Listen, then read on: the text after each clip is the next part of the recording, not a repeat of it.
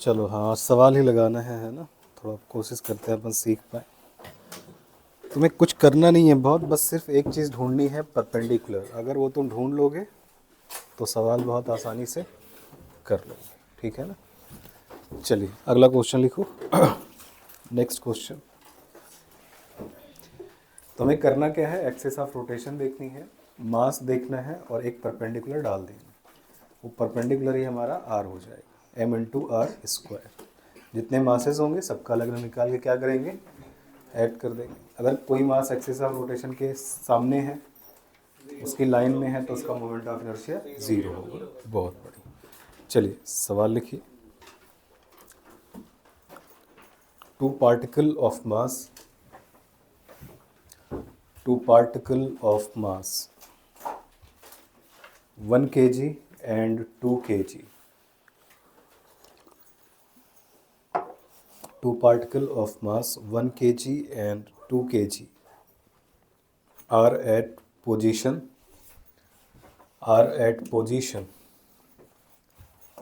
3,4, bracket बंद करिएगा, 3,4 and 4,3 and 4,3 respectively. 3,4 and 4,3 respectively. Find moment of inertia about x-axis, y-axis. Find moment of inertia about x-axis, y-axis and z-axis. निकालिए। जब ऐसे coordinate के सवाल हो तो पहले क्या बनाइए, वाई एक्सिस और एक्स एक्सिस। नहीं, जेड बनाने की ज़रूरत नहीं पड़ेगी, उसको अजीम करेंगे, फील हो जाएगा एक्स। कोऑर्डिनेट देखिए, पहला जो 1 kg है उसका क्या कोऑर्डिनेट है, 3,4।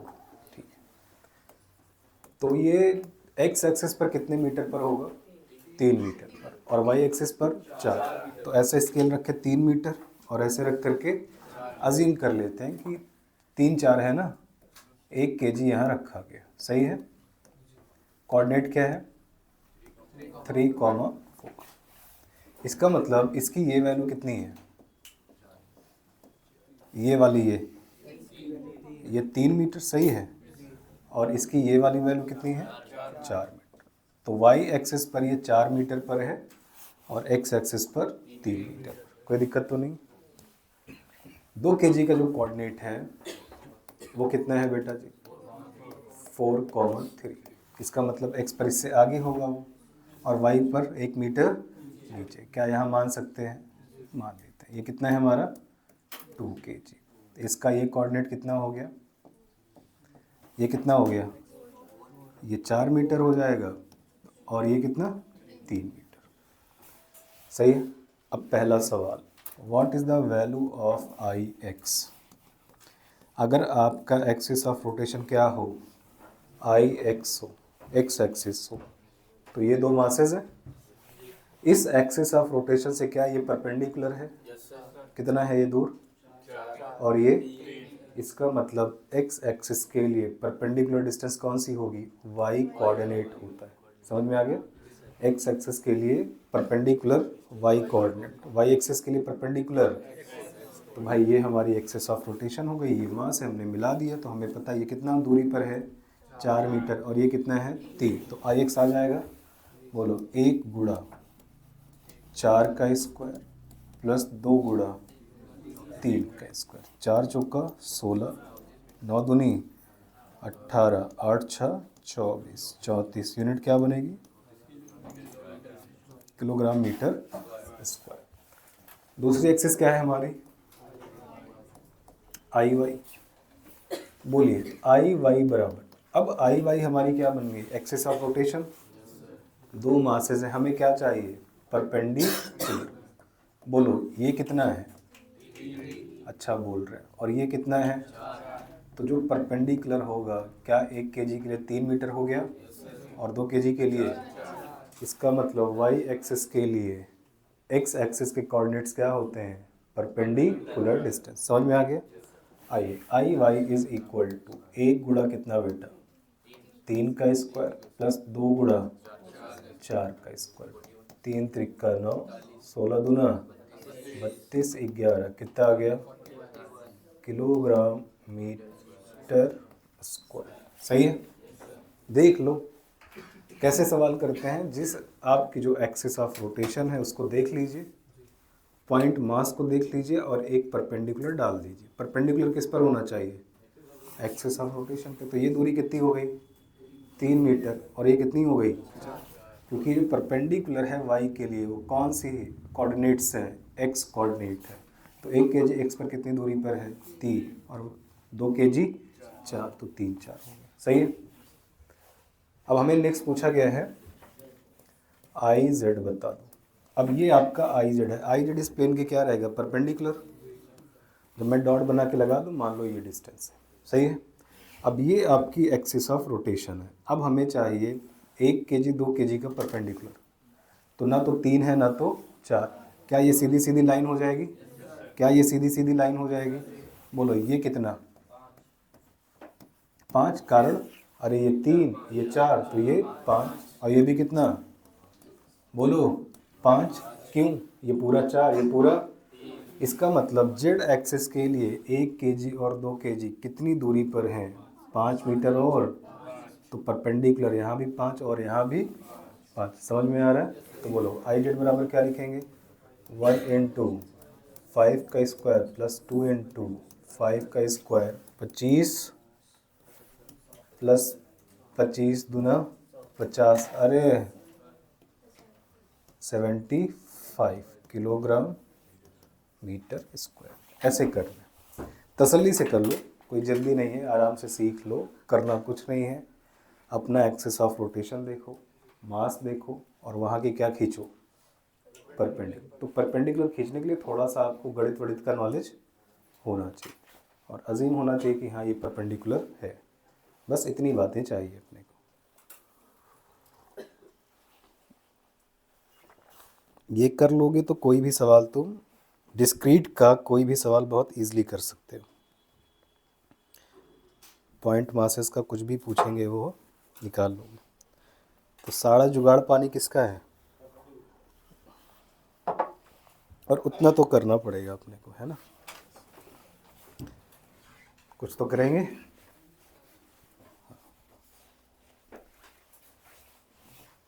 इन्हीं सवालों को 4-5 बार रिपीट कर लीजिएगा तो सारे एक्सेस वगैरह आपको क्लियर हो जाएंगे कि इस तरह से काम करना है। लिखो आराम से।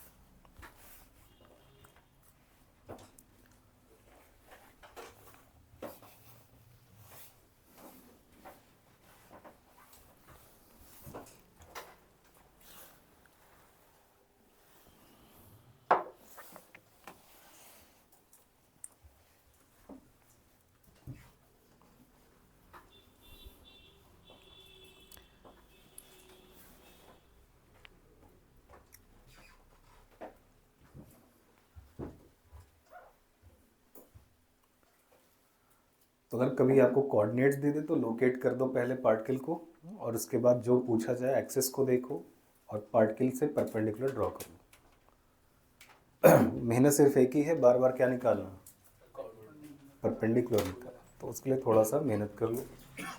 इम्पॉर्टेंट टॉपिक है, एक सवाल आपको मिलेगा टेस्ट में तो हर बार मिलेगा, एग्ज़ाम में हर दूसरे साल एक सवाल है।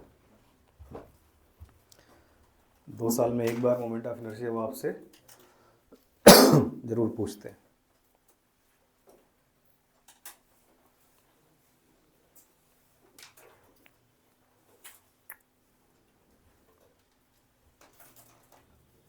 हो गया, चलो अगला क्वेश्चन।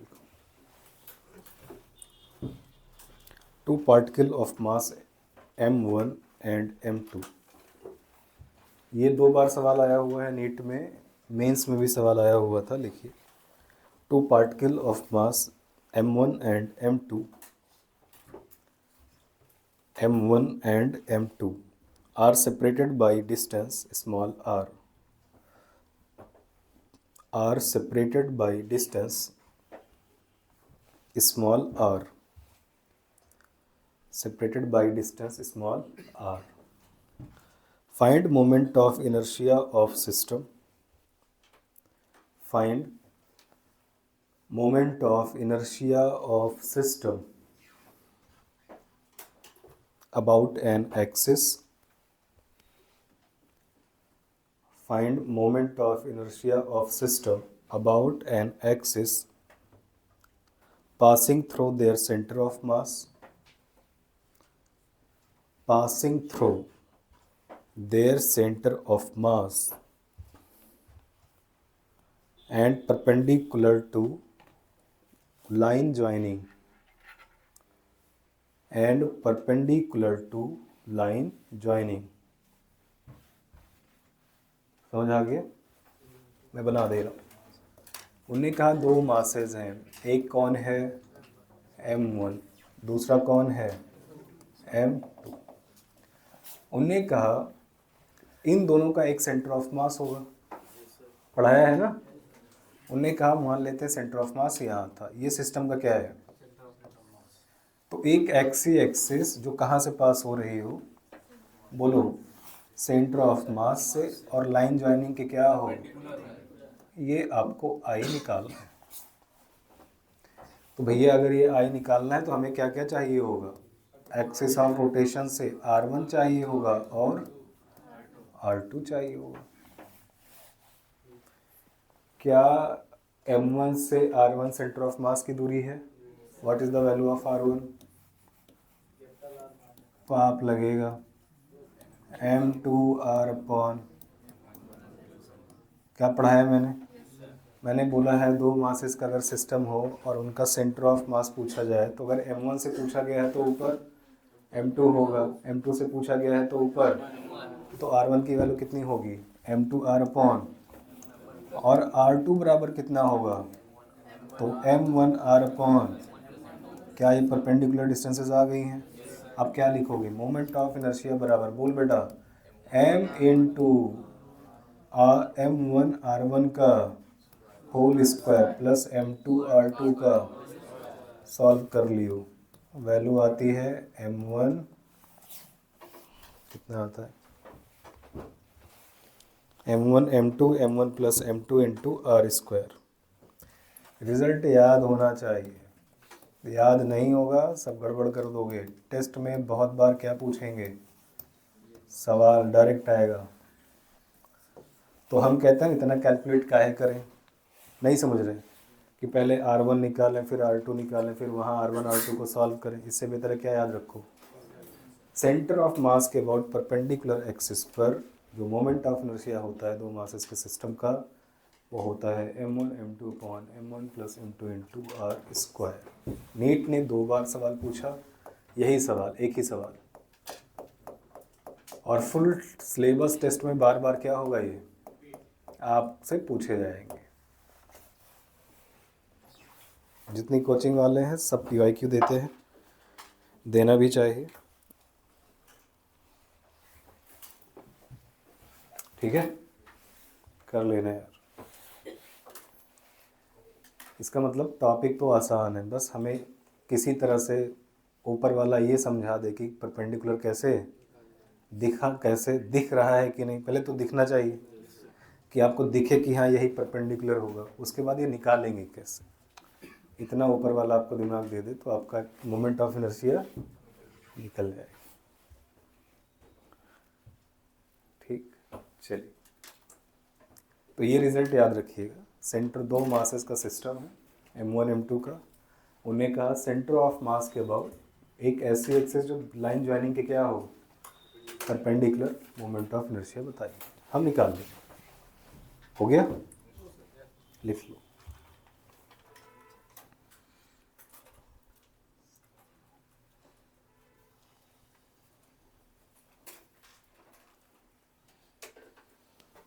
अगला सवाल लिखिए, 3 particle of mass small m,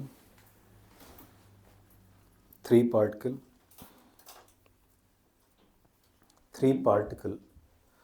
of mass small m are placed on vertex of, मैंने बोला है 3 masses of mass small m are placed on vertex of, vertex मतलब corner, vertex of equilateral triangle, vertex of equilateral triangle of side length small a, of side length small a, full stop. Find moment of inertia of system, find moment of inertia of system about an axis passing through, find moment of inertia of system about an axis passing through. पहला centroid, centroid, centroid and perpendicular to plane, centroid and perpendicular to plane. दूसरा median axis, medium नहीं, MEDIAN, median axis. तीसरा along one side,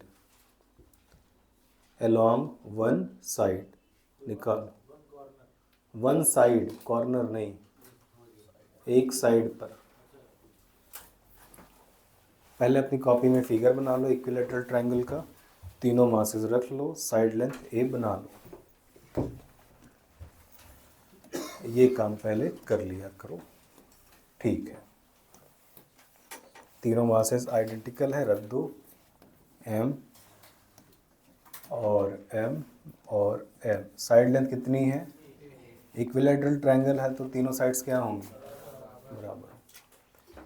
पहला सवाल है कि ये बता दो एक्सिस कहाँ से पास हो रही है? सेंट्रॉइड से, और परपेंडिकुलर टू प्लेन। ये है आपकी एक्सिस, तो हमें तो परपेंडिकुलर चाहिए। ये कितना? a/√3। ये भी कितना? क्या पहले सवाल के लिए जो मासेस की परपेंडिकुलर डिस्टेंस होगी from the axis of rotation वो कितनी होगी? सही है ना? a/, आंसर लेके आओ पहला I1 निकाल सकते हैं। दूसरा क्या पूछा गया? Along the median axis. क्या ये आपकी मीडियन एक्सिस है? बोलो। बिल्कुल। अगर ये मीडियन एक्सिस है, इसके अबाउट I2 है, ध्यान से देख लो पहले। I2 तो प्लेन में ही है ना? अरे सही है ना? मुझे बताओ इसका कितना हो गया? 0। अब इसके लिए ये एक्सिस है, ये कितनी दूरी पर होगा? a/2। ये कितनी दूरी पर? तो दूसरे के लिए इसका 0, इसका a/2 डिस्टेंस, इसका भी। और तीसरा क्या है? एक साइड। क्या ये एक साइड है तुम्हारी? देख लो अच्छे से, क्या ये एक साइड है? इसके अबाउट क्या है? I3। सोचो अगर ये वन साइड पर निकालना है इस एक्सिस के अबाउट, तो इसका और इसका क्या हो गया? बचा कितना? सिर्फ m। कितनी डिस्टेंस पर है यहाँ से? √3a/2 लिखाया था ना मैंने। निकाल लोगे? अब निकाल लो I1, I2, I3। पहले बना लो सारी एक्सेस, उसके बाद निकालो। तो I1 डॉट में है, मतलब प्लेन के क्या रहेगा? परपेंडिकुलर।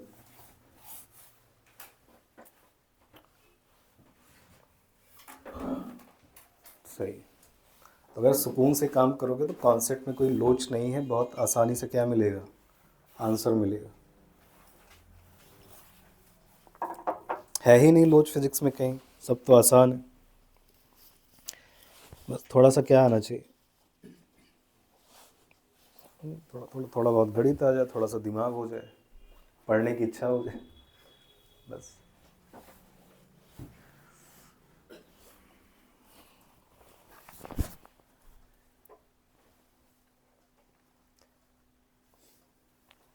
तो जब I1 निकालेंगे तो m इंटू कितना करेंगे? a/√3 का होल स्क्वायर।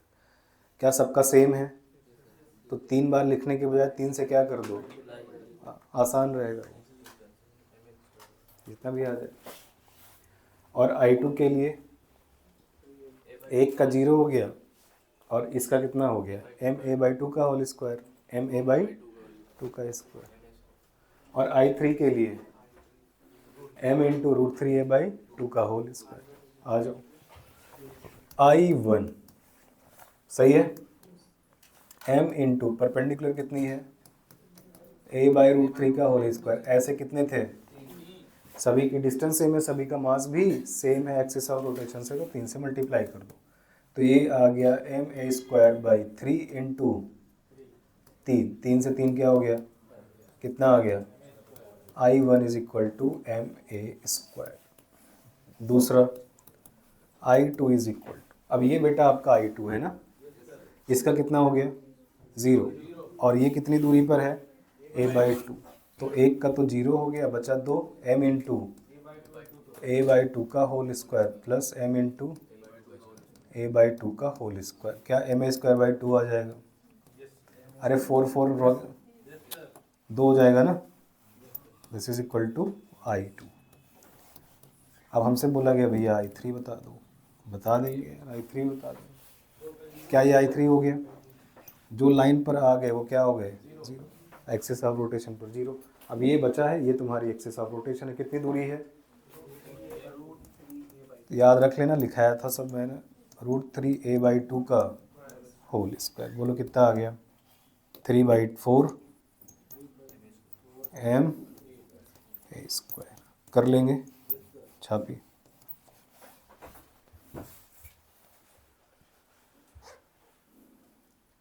तो आराम से काम करोगे तो बहुत आसानी से आएगा। दो बातें, पहला परपेंडिकुलर फील होना चाहिए कि ये होगी, और दूसरा गणित लगा के वो डिस्टेंस तुमको लानी पड़ी। अभी यहाँ तो गणित लगाना भी नहीं, यहाँ तो सिर्फ क्या याद करना है, याद करना है कि ट्रायंगल में कितनी कितनी डिस्टेंसेस होती हैं।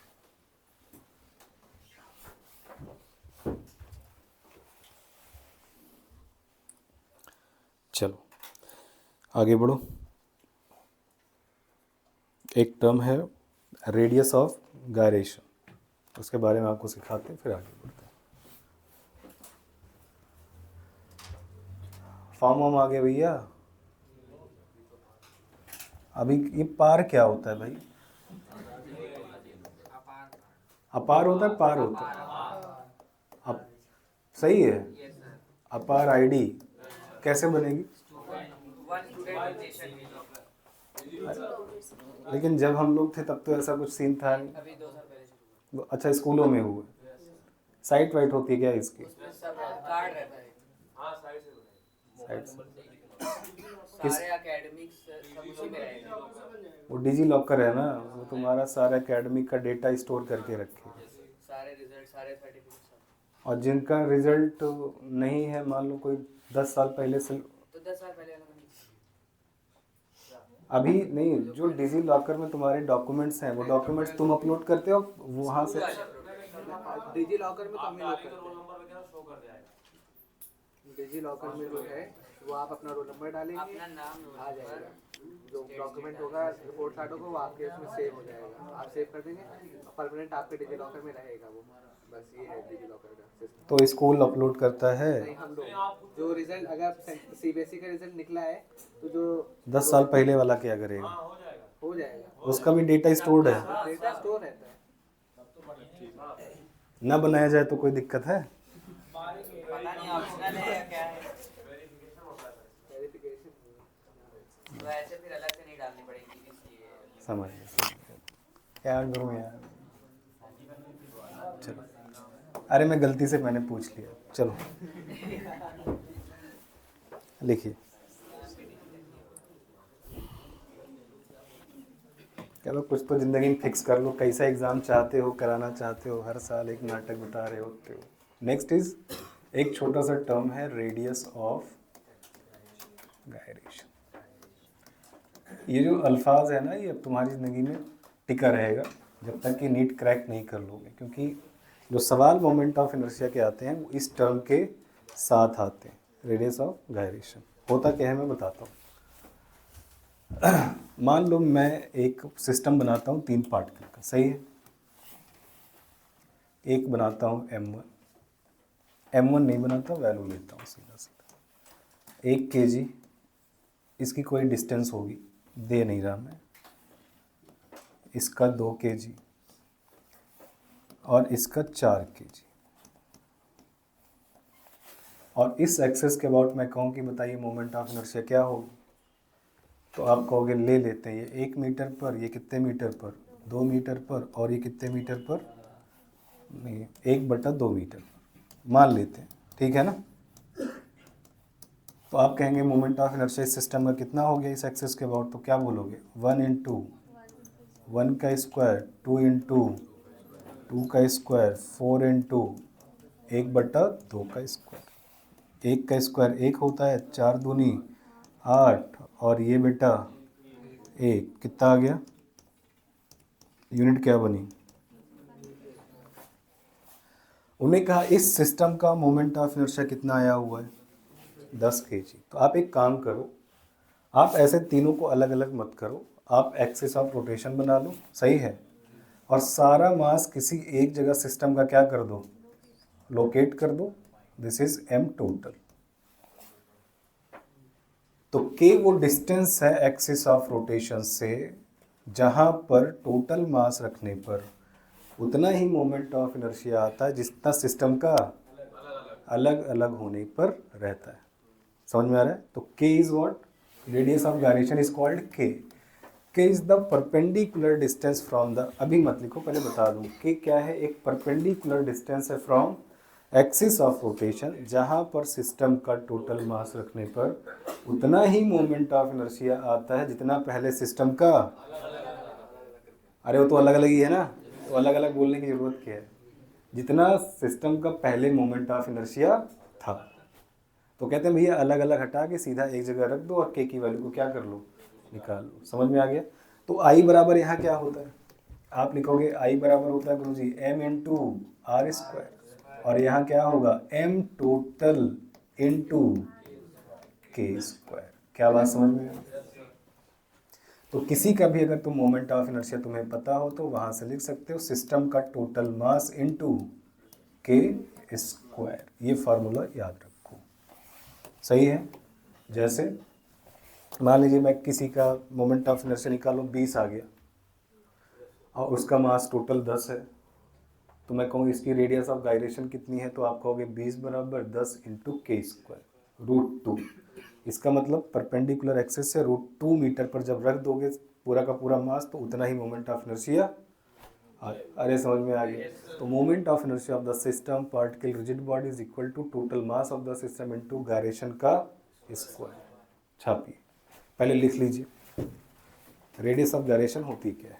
It is a perpendicular distance, it is perpendicular distance from axis of rotation. It is perpendicular distance from axis of rotation where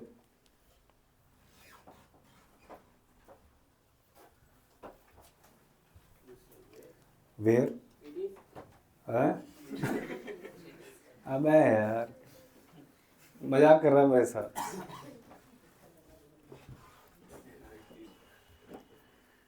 it is अ परपेंडिक, अबे तो अभी इट इज पे कैसे पहुंचा हुआ है जबकि मैं इतना आगे चला गया था।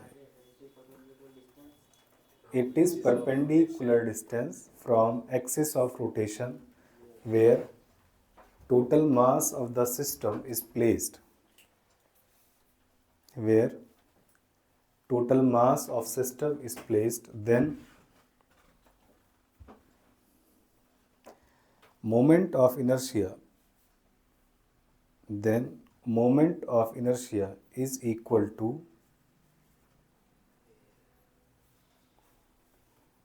अब मैं समझ नहीं पा रहा अंग्रेजी बोलूं कैसे, हिंदी में वो लिखा देता हूँ।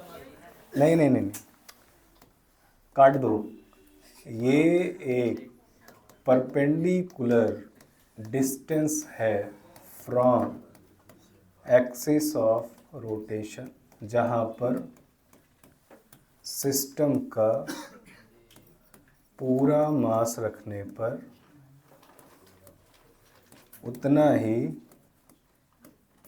मोमेंट ऑफ इनर्शिया होता है जितना पहले होता था, क्या बे, पहले था। अब तुमको अगर अंग्रेजी आती है तो सेंटेंस बना लो, नहीं आती तो मेरी तरह काट के हिंदी में लिख लो। समझ में आ रहा है ना? मैंने क्या लिखा, ये एक परपेंडिकुलर डिस्टेंस है फ्रॉम एक्सिस ऑफ रोटेशन, जहाँ पर सिस्टम का पूरा मास रखने पर उतना ही मोमेंट ऑफ इनर्शिया होता है जितना पहले था। अरे सही है ना? बना लो, अंग्रेजी आती है तो। इंग्लिश मीडियम पढ़े हुए हो? मैं नहीं पढ़ा, मैं तो देहाती हूँ। 5 तक मैंने ज़मीन पे बैठ के पढ़ाई की है, टाट पे हैं। 5 तक। और लिखता किससे था? कलम और दवात से। हाँ, मैं इतना पुराना हूँ, लगता नहीं ना? मेरी डेट ऑफ बर्थ है 1992 की है। क्या बात कर रहे थे? क्या तेरे को क्या लग रहा है? अबे मैंने सबको बॉलिंग करते देखा है, वसीम अकरम, वकार यूनिस। 1999 का वर्ल्ड कप तक देखा है फाइनल मैंने, है ना। 1999 का ऑस्ट्रेलिया वर्सेस पाकिस्तान भी देखा है, 141 पर बुक हो गई थी पाकिस्तान, सब याद है मेरे को। केडी सिंह वाला देखा है सर? केडी सिंह में जो हुआ था। नहीं, वो यहाँ नहीं है तो अब इतना भी पुराना नहीं। इमरान खान को नहीं देखा, गावस्कर वगैरह को नहीं देखा। जो देखा है जावेद मियांदाद का 2-4 मैच याद है। हैं? क्या पीछे कर दूं? अब नहीं होगा। अरे नहीं होगा ना, मैंने क्लियर किया है। अब मैं बैक करूंगा तो ये खत्म होगा, देखो ये। अरे पहले करना चाहिए, तो बताना चाहिए तुमको। चलो, अरे बेटा सब लिख नहीं पाए थे क्या? देख के लिख लेना पड़ोसियों से। मैंने सवाल ही नहीं लिखा।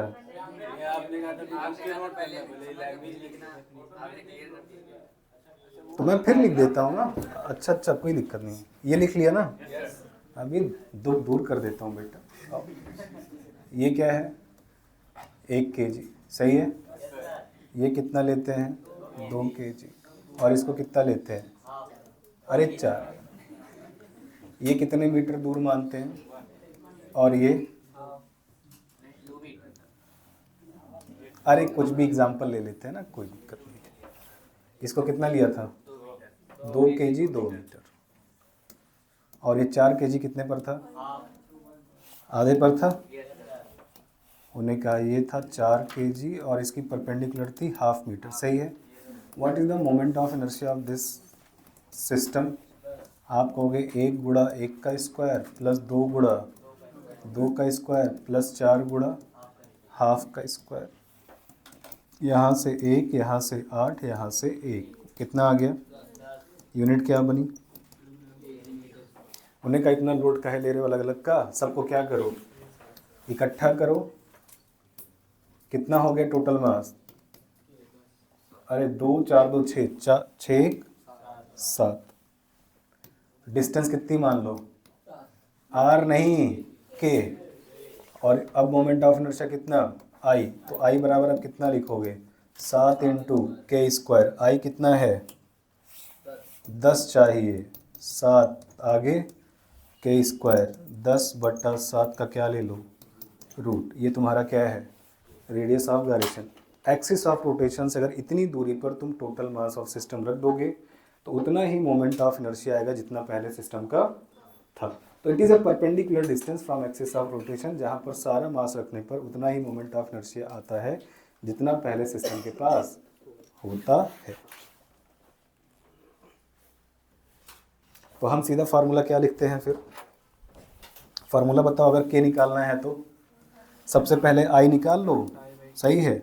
आई बराबर क्या लिखोगे? टोटल मास इनटू के स्क्वायर। तो पहले अपना नॉर्मल काम करो, पहले क्या निकालो? मोमेंट ऑफ इनर्शिया, फिर टोटल मास इनटू के स्क्वायर, तो वहाँ से के आपका मिल जाएगा। छापिए।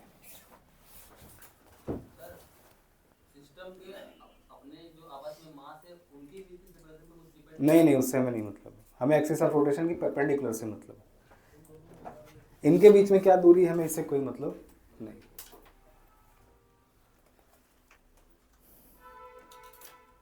और मोमेंट ऑफ इनर्शिया को जड़त्व आघूर्ण नहीं कहते होंगे। अभी किसी ने बोला ना जड़त्व आघूर्ण, जड़त्व आघूर्ण नहीं कहते।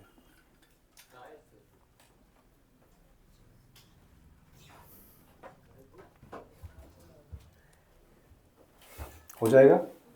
अब के निकलवाऊंगा। अब देखो, अगर आपसे कभी कोई कहे कि भैया रेडियस ऑफ गायरेशन बता दो, ध्यान से सुन लो, आप मुझे के बता दो। के निकालने के लिए पहले क्या निकाल लो, सिस्टम का आई निकाल लो। आई बराबर क्या लिख दो, total mass of the system into के स्क्वायर, तब वहाँ से क्या मिल जाएगा, के मिल। अरे सही है, सवाल लिखिए।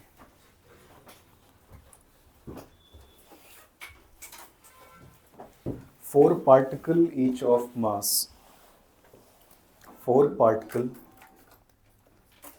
each of mass small m, four particle each of mass small m are placed on a corner of square, are placed on a corner of square of side length small a, corner of square of side length small a, full stop. Find radius of gyration, find radius of gyration about an axis, find radius of gyration about an axis passing through one corner, find radius of gyration about an axis passing through one corner and perpendicular to plane, passing through one corner and perpendicular to plane। निकालिए। तो पहले आप क्या निकालेंगे, जिस axis के about कहा गया है पहले मोमेंट ऑफ इनर्शिया निकाल लो, सिस्टम का निकालो उस एक्सिस के अबाउट। स्टार्ट हो जाइए। पहले स्क्वायर बनाइए, चार मासेस रखिए, एक कॉर्नर पे जाके परपेंडिकुलर एक्सिस बनाइए। डॉट बनाएंगे, क्या बनाएंगे, डॉट, परपेंडिकुलर डॉट बना लो। फिर वहाँ से परपेंडिकुलर डिस्टेंस अज्यूम करके निकालो पहले।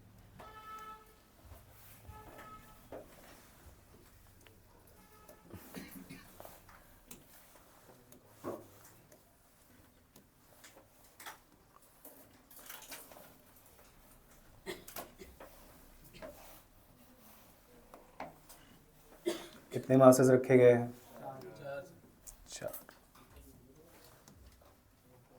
क्या सब m है, ओके। साइड लेंथ कितनी है, एक्सिस ऑफ रोटेशन क्या ये बनेगा आपका, क्या ये डॉट में है। अब बताओ एक का क्या हो गया, इसकी डिस्टेंस परपेंडिकुलर a, बहुत बढ़िया। इसकी भी a, और इसकी बेटा, बहुत बढ़िया। चले √2 आ जाओ। i इज इक्वल टू पहले का 0, दूसरे का m इंटू ए स्क्वायर, तीसरे का m इंटू √2a का, और चौथे का m इंटू ए स्क्वायर। सही है ना, क्योंकि ये आपकी एक्सिस ऑफ रोटेशन है तो परपेंडिकुलर a और कितना √2a। सही है।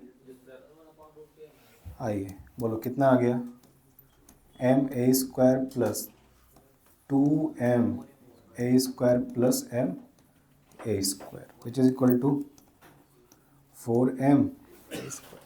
अब हमसे क्या पूछा गया, तो हम क्या लिखेंगे, m total into K square. I total कितना था बेटा, 4m a square is equal to total mass 4m into K square. 4m से 4m गया, के बराबर क्या आ गया, a।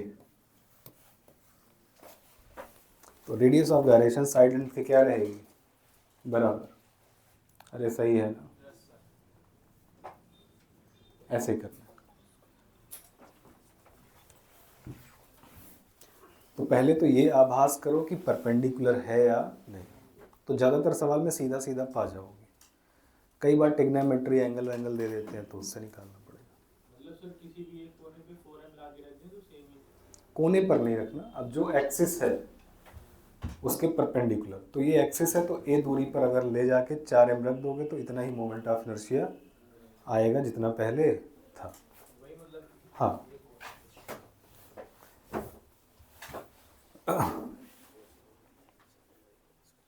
अरे के स्क्वायर ए स्क्वायर तो के बराबर ए, दो से दो कट जाएगा ना।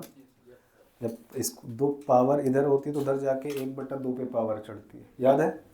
मान लो मैं कहूँ A square is equal to B, what is the value of A, तो लिखोगे बी की पावर 1/2, तो अगर यहाँ 1/2 है इज इक्वल टू बी, तो ए बराबर लिख लो साइड में, काम आता है गणित है।